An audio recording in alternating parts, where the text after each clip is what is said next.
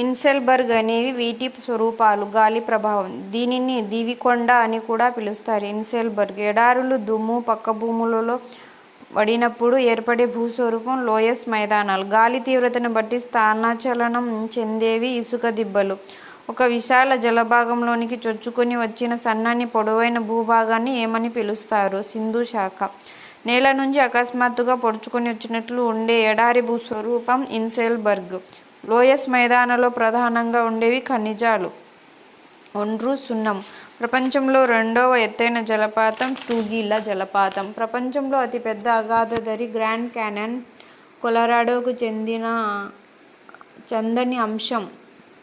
దక్షిణ అమెరికాలో కలదనేది చందని అంశం. దీని పొడవు 466 కిలోమీటర్లు, దీని లోతు 1.6 కిలోమీటర్, దీని వెడల్పు 1.88 మీటర్ల నుండి 29 కిలోమీటరు. శిలలు సంకోచించి వ్యాకోచించడం వలన శిలా ఉపరితలం పెలుసుగా మారి మాతృశిల నుండి విడిపోయి ముక్కలవడాన్ని ఏమని పిలుస్తారు? శిలాశైథిల్యం. అంతర్గత భూస్వరూపాలు ఏ ప్రక్రియ వల్ల ఏర్పడతాయి? అగ్నిపర్వతాలు.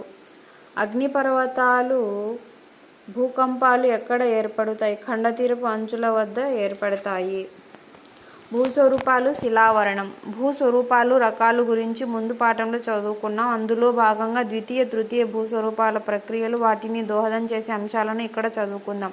భూమి లోపల జరిగే చర్యలు, భూస్వరూపాలను గురించి, వాటి నిర్మాణానికి దోహదం చేసే ప్రక్రియలను గురించి అధ్యయనాన్ని భూస్వరూప శాస్త్రం అంటారు. భూచలనాల వల్ల భ్రంశాలు, ముడతలు ఏర్పడగా వీటి ద్వారా భూకంపాలు, అగ్నిపర్వత ప్రక్రియలు ఏర్పడతాయి. ద్వితీయ భూస్వరూపాలలో పర్వతాలు, పీఠభూములు, మైదానాలు గురించి ఇక్కడ చదువుదాం. పర్వతాలు సముద్ర మట్టం నుండి 600 మీటర్లు ఎక్కువ ఎత్తుగా ఉంటే పర్వతం అని, తక్కువ ఉంటే దానిని కొండలని పిలుస్తారు. కానీ శిఖర వైశాల్యం తక్కువగా ఉండాలి. పర్వతాలు 5 రకాలు: ముడత పర్వతాలు, కలశ పర్వతాలు, అగ్నిపర్వతాలు, ఖండ పర్వతాలు, అవశిష్ట పర్వతాలు. భూపటలంలోని ఫలకాలు ఒకదానితో ఒకటి అభిముఖంగా కదలటం వల్ల భూపటలంలోని రాతి పొరలు ఒత్తిడికి గురయ్యే ముడతలు పడి పైకి లేవటం సంభవిస్తుంది. ముడత పర్వతాలు. ముడత పర్వతాలు అవక్షేప శిలల ప్రాంతాలలో ఏర్పడతాయి. భారత ఉపఖండం మరియు ఆసియా పలకల ఘర్షణ ఫలితంగా హిమాలయాలు వృద్ధి చెందాయి. ముడతలలో అపనతీలు పర్వతాలు అని, అభినతీలు లోయలు అని పిలుస్తారు. ముడతలలో అపనతీలు పర్వతాలని, అభినతీలు లోయలని పిలుస్తారు. కలశ పర్వతాలు. భూమి అంతర్భాగంలోని శిలాద్రవం భూపటలంలో చొచ్చుకొని వచ్చి పైన ఉన్న రాతి పొరను పైకి లేపినప్పుడు భూమి ఉపరితలం పైన ఎత్తైన గుండ్రటి కలశాకార శిలాస్వరూపం ఏర్పడుతుంది.